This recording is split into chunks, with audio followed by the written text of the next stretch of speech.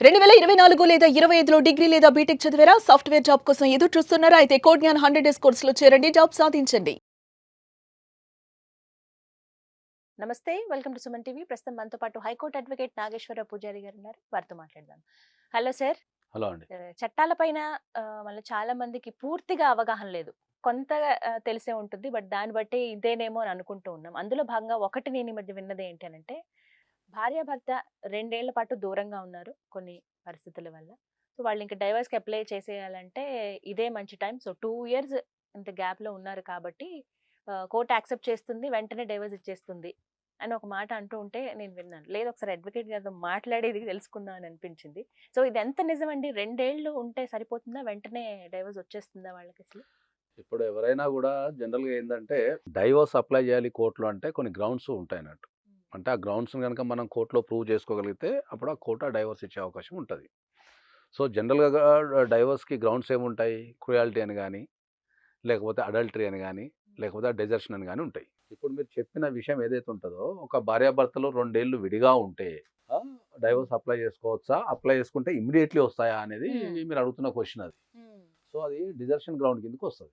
Okay. Desertion అంటే ఏముంటది? చట్టంలో ఏం రాసుంది? హిందూ మ్యారేజ్ యాక్ట్‌లో ఏం రాసుంది అంటే, డిజర్షన్ గ్రౌండ్ అంటే ఏందంటే, భార్యాభర్తలు 2 సంవత్సరాలు గనక విడిగా ఉంటే, హ్మ్. వాళ్ళు డైవర్స్ అప్లై చేసుకోవడానికి అర్హులు అని ఉంటది అంతే. ఓహ్! అర్హులు అంతే మాత్రమే. అర్హులు మాత్రమే. కానీ వాళ్ళు కామన్ పబ్లిక్ గాని, ఇప్పుడు లా మీద అవగాహన లేని వ్యక్తులు గాని ఏమనుకుంటారంటే, ఓహో! 2 సంవత్సరాలు విడిగా ఉన్నాం గదా! ఇక మాకు డైవర్స్ వచ్చేస్తదని చెప్పి అడుగుతుంటారు. హ్మ్. మా దగ్గర కూడా చాలా మందొచ్చేసి ఏం చెప్తుంటారంటే, అవునా? సార్ మేము ఆల్రెడీ విడిపోయి 2 సంవత్సరాలు అయిపోయింది. హ్మ్. సో, ఆ డిజర్షన్ గ్రౌండ్ కింద మాకు డైవోర్స్ ఇచ్చేయండి సార్. ఇత్తే తీసుకొని వెళ్ళిపోతా అంటుంటారు. అప్పటికప్పుడే. ఆ! సో, వాళ్ళు ఏ వ్యూలో ఉంటారంటే ఏందంటే, ఒక 2 సంవత్సరాలు విడిగా ఉంటే, నాకు డైవోర్స్ అనేటివి ఇమ్మీడియేట్‌లీ వచ్చేస్తాయి హ్మ్. అనే ఉద్దేశంతోనుంటారు. హ్మ్. కానీ ఇక్కడ అందరూ అర్థం చేసుకోవాల్సిందేందంటే, నువ్వు 2 సంవత్సరాలు విడిగా ఉన్నా, 4 సంవత్సరాలు విడిగా ఉన్నా, ఇంకా ఎన్ని సంవత్సరాలు విడిగా ఉన్నా కూడా, హ్మ్. నువ్వు కోర్ట్‌కెళ్ళి డైవోర్స్ అప్లై చేసుకుంటే, ఏ గ్రౌండ్‌లో అప్లై చేసుకున్నా కూడా, ఓకే. డైవోర్స్ ప్రాసెస్ అనేది అంటే ప్రొసీజర్ అనేది సేమ్ ఉంటది. ఓకే. మళ్ళీ ఆ! ఫస్ట్ నుంచి స్టార్ట్ మళ్ళా అవుతుంది నువ్వు అంతే. డైవోర్స్ అప్లై చేసుకోవాలా, చాలు. ఆపోజిట్ పార్టీకి నోటీస్ పంపాలా, వాళ్ళొచ్చి రిప్లై చేయాలా, హ్మ్. తర్వాత దానిపైన కోర్టు ఫ్రేమింగ్ ఆఫ్ ఇష్యూస్ అని పెట్టుకుంటది. దాని తర్వాత ట్రయల్స్ జరుగుతది. హ్మ్. ఆర్గ్యుమెంట్స్ జరుగుతాయి. ఇవన్నీ జరిగిన తర్వాత లాస్ట్‌లో డైవోర్స్ ఇవ్వాలా వద్దా అనేది కోర్టు డిసైడ్ చేస్తది. ఓకే. సో, ఇదింకా ఇప్పుడు కామన్ ప్రాసెస్. ఇది అంతా ఒక ప్రాసెస్ అది. హ్మ్. అంటే నువ్వు ఏ గ్రౌండ్ కింద అప్లై చేసుకున్నా కూడా హుహు. ఇంకా మేము 10 సంవత్సరాలు విడిపోయినా సార్ ఆ! అని ఎక్కువ గ్యాప్ జెప్పేసి, ఉన్న వాళ్ళు ఎక్కువ కూడా గ్యాప్ ఉంది ఉంటారు. గదా! ఇంకా మాకు కలిసే ఛాన్స్ లేదు గదా! అంటే, ఆ కలిసే ఛాన్స్ లేదు అని మనం కోర్ట్‌లో కోర్ట్ ప్రూవ్ ద్వారా. జేసుకోగలగాల. ఓకే. ఓకే. హ్మ్. ఎప్పుడైతే మనం ఈ కలిసే ఛాన్స్ లేదు అని మనం కోర్ట్‌లో ప్రూవ్ చేసుకుంటామో, హ్మ్. అప్పుడే మీకు కోర్టు డైవోర్స్ ఓహ్! గ్రాంట్ జేసే అవకాశం ఉంటది. ఓకే. సో, అప్పటిదాకా. మీరు 2 సంవత్సరాలు విడిగున్నంత మాత్రాన, లేకపోతే ఒక 5 సంవత్సరాలు విడితున్న మాత్రాన మీకు కోర్ట్ ఏమి డైవోర్స్ ఇమ్మీడియేట్‌లీ ఏమి గ్రాంట్ చేయదు. హ్మ్. మా దగ్గరికి జనరల్‌గా ఏందంటే, హ్మ్. కొంతమంది స్టార్టింగ్‌లో వచ్చేస్తారు. హ్మ్. వచ్చేసి 2 సంవత్సరాలు విడిగుంటే డైవోర్స్ వస్తదా అని జెప్పేసి, వాళ్ళు కావాలని 2 సంవత్సరాలు విడిగుంటారు. హ్మ్. కావాలని 2 సంవత్సరాలు విడిగుండి, కావాలని. 2 సంవత్సరాల తర్వాత వచ్చేసి, హ్మ్. ఇప్పుడు 2 డైవోర్స్ సంవత్సరాలు అప్లై అయిపోయింది కాబట్టి చేస్తారు. మాకు డైవోర్స్ ఇచ్చేయండి అని అడుగుతుంటారు. హ్మ్. సో, ఎవరైనా అర్థం కుదరదు. చేసుకోవాల్సింది ఏంది అంటే, ఒక 2 సంవత్సరాలు విడిగా ఉండటం ద్వారా హ్మ్. ఇమ్మీడియేట్‌లీ ఏం డైవోర్స్ ఇవ్వరు. మీరు డైవోర్స్ అనేది ఒక ప్రాసెస్ అది.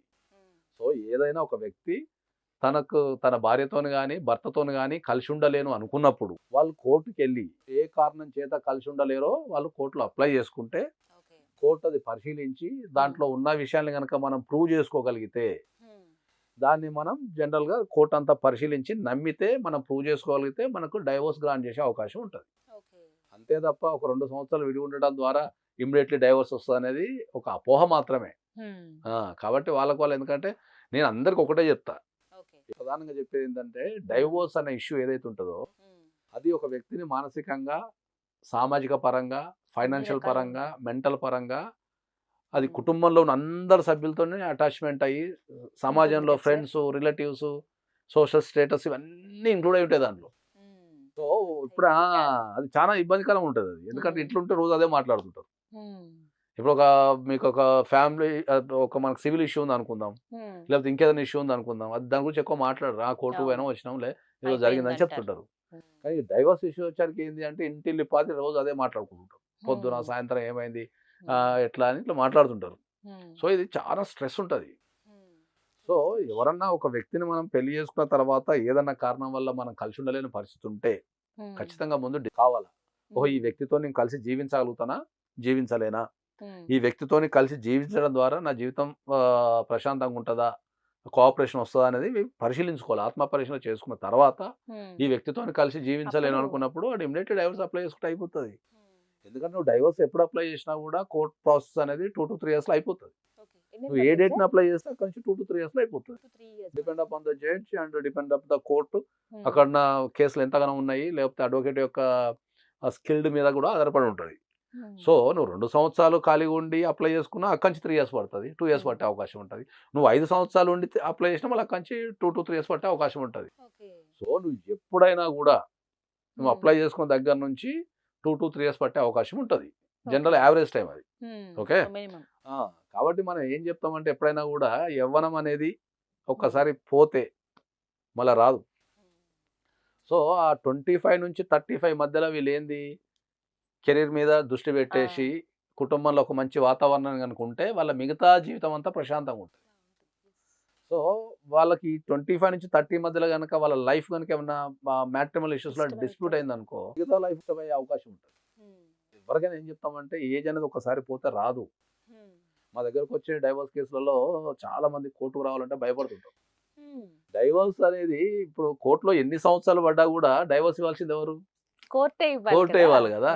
మరి కోర్టే డైవర్స్ ఇవ్వాలన్నప్పుడు నువ్వు కోర్టుకి వెళ్ళి అప్లై చేసుకుంటే తొందరగా అప్లై చేసుకుంటే తొందరగా వస్తుంది. సో ప్రాసెస్ అనేది ఉంది, ఆ ప్రాసెస్ ఫాలో అయితే అయిపోతుంది. ఆ ప్రాసెస్ ఫాలో కాకుండా ఏంటంటే అమ్మో నేను డైవర్స్ వేస్తే మా ఆవిడ 498 వేస్తుంది, లేకపోతే నేను డైవర్స్ వేస్తే మా ఆవిడ మెయింటెనెన్స్ వేస్తుంది అంటే నువ్వు ఎప్పుడు వేస్తే అప్పుడు వేస్తుంది ఆమె. అది ఎప్పుడు తప్పించుకోలేవు. నువ్వు ఇప్పుడు వేసిన రేపు వేస్తుంది, నువ్వు ఇంకో 5 సంవత్సరాలు వేసినా అప్పుడు వేస్తుంది. దీనికి ఏం లిమిటేషన్ ఏం లేదు. భార్యాభర్తల మధ్యలో ఉన్న రిలేషన్షిప్కి ఈ కేసు ఇప్పుడే వేయాలి అనే లిమిటేషన్ అయితే ఏం లేదు.